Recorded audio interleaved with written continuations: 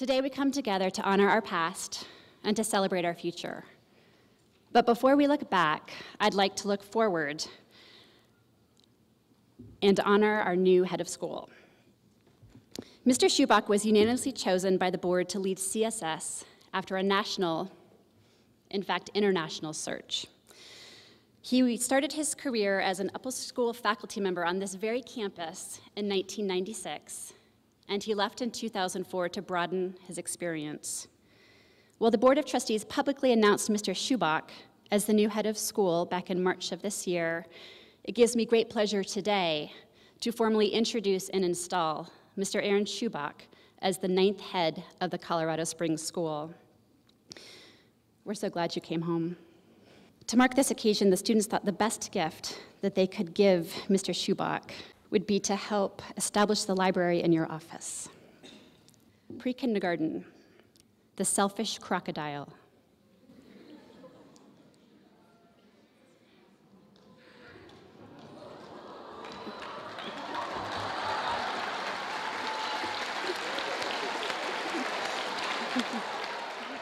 Kindergarten, the alphabet mystery.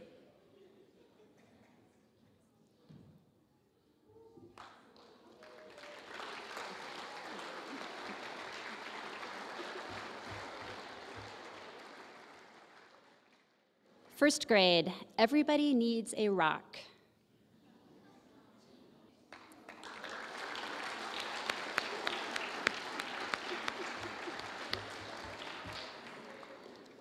Second grade, reach for the stars and other advice for life's journey.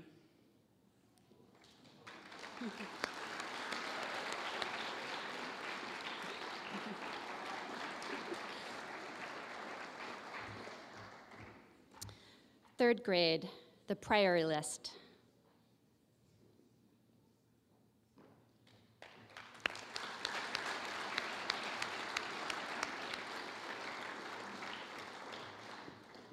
Fourth grade, the city of Ember.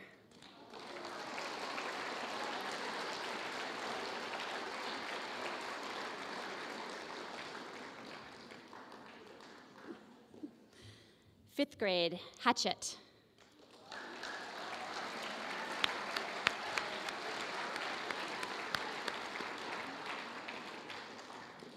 Sixth grade, divergent.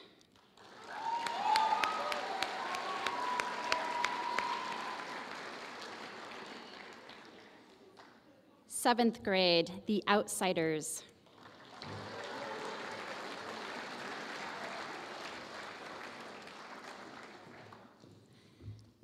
Eighth grade, the giver.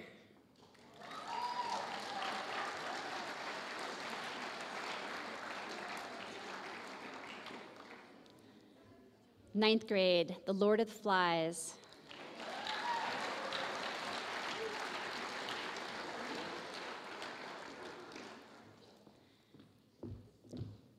Tenth grade, The Fault in Our Stars.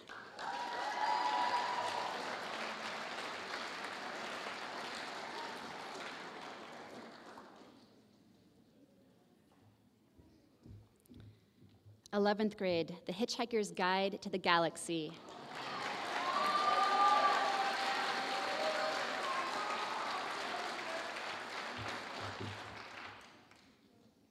And 12th grade, The Giving Tree.